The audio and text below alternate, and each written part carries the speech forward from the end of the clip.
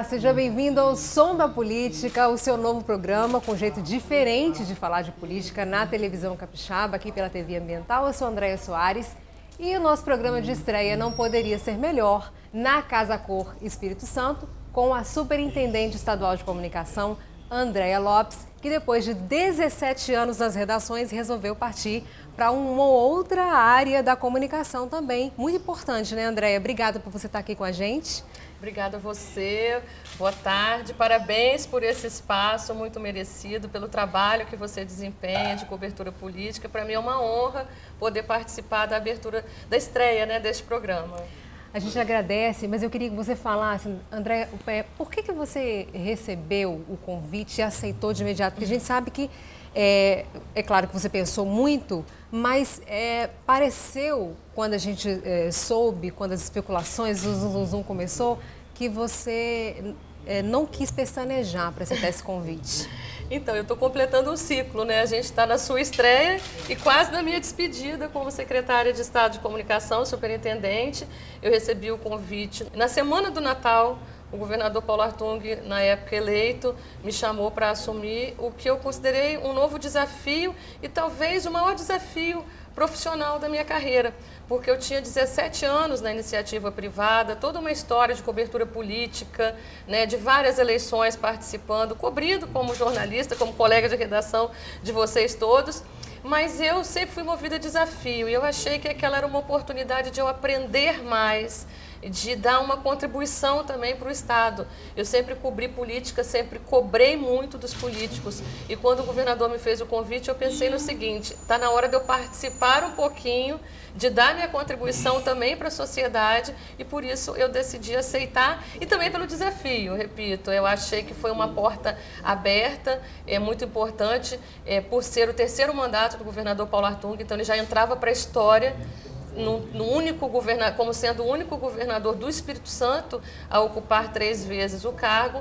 Então eu decidi, eu pensei assim, eu vou lá ver qual é, o que vai me encontrar e vou dar a minha parcela de contribuição, não só apontando e questionando os políticos, né? Porque você passa de vitrine, na verdade você passa de vitrine a vidraça, né? E aí foi por isso que eu aceitei, em nome do desafio, principalmente. Eu ia falar sobre isso. Enquanto você falava, eu pensei nos tantos conflitos, digamos assim, que você teve que responder para a sociedade, para a imprensa, né? A gente teve a greve da Polícia Militar, a gente teve uma série de outros momentos tensos e que você administrou, digamos, com muita maestria, porque você você deu acesso total à imprensa, ficou tudo muito transparente. Obrigada. Né?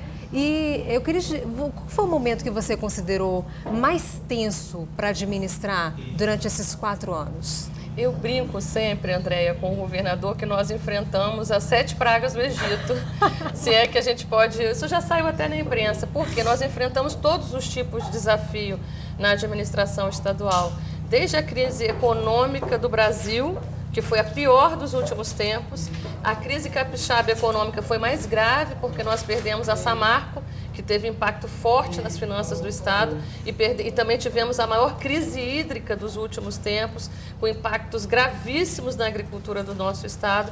Mas nós enfrentamos uma série de outros desafios, né? Você citou a greve da PM, no momento que o governador Paulo Artung entrava num centro de cirurgia para tratar de um câncer, a greve estava sendo deflagrada. Então, assim, foram vários desafios, mas eu repito para você, eu sempre acreditei que a vida é feita de desafio e o desafio te impõe também o quê? A superação.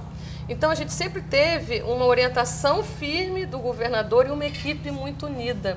E essa minha visão de jornalista, de ter passado pelo outro lado por tanto tempo, também eu acho que trouxe um novo viés para a atuação da comunicação do Estado. Você falou de transparência. Essa sempre foi uma preocupação nossa, de dar acesso, mesmo aquilo que era mais complexo, informar. A gente sempre trabalhou com a ideia de que a transparência é a melhor forma de comunicação, por mais difícil que seja qualquer tipo de crise. Então, assim, eu não listaria para você um único momento. Foram vários momentos de superação, e eu costumo dizer também o seguinte: quem passa por uma experiência de governo do Estado, depois passa por qualquer experiência, porque você começa o dia de um jeito, no meio do dia já é outro, no final do dia já é outro. Os problemas, os desafios são muitos, os temas são muito complexos e uma resposta sua não é uma resposta da Andréia, né? É uma resposta que pode atingir uma política pública de um Estado inteiro. Então você tem que estar sempre muito vigilante, muito atento e assim, eu sempre trabalhei tanto no veículo de comunicação quanto no governo do Estado com muita dedicação e acreditando que a gente não faz nada sozinho, a gente só faz em equipe.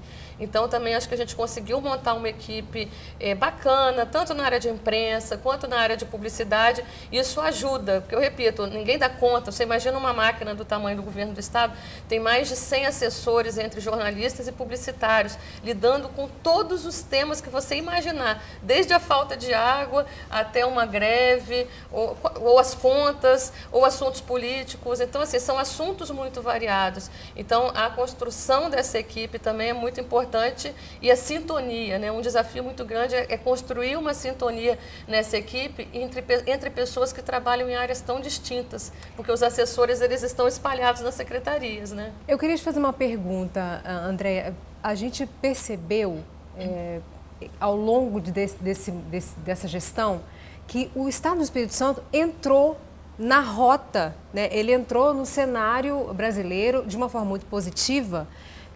O governador Paulo Artung ele foi citado várias vezes por diversos especialistas, colunistas, economistas, como sendo um governador, um gestor que conseguiu trazer o Espírito Santo para trouxe para o destaque, né, em relação aos outros estados brasileiros, principalmente com relação à crise financeira. Você que estava ali administrando toda essa comunicação e lidando com a imprensa nacional e até internacional, como é que você visualiza esse tipo de gerir que destacou o Espírito Santo dessa forma no momento que o país estava afundando, digamos assim? Nós sempre acreditamos, André, que tinha uma carta de ação, um mapa de ação a ser cumprido na nossa atuação no governo do Estado. Então, isso começou desde o planejamento estratégico, desde as primeiras medidas do governador Paulo Artung. O primeiro ato do governador foi um decreto de redução de gastos, você lembra disso, no momento em que ninguém no Brasil falava em crise. Ninguém, nem o Estado, nem o governo federal e nem no Espírito Santo. Nós fizemos uma revisão orçamentária, sabendo que a crise afetaria a arrecadação do Estado e tiramos 1,3 bilhão de receita fictícia do orçamento de 2015. Esse primeiro passo e a instituição de um comitê para avaliação de gastos foi fundamental para que o Espírito Santo começasse de forma organizada.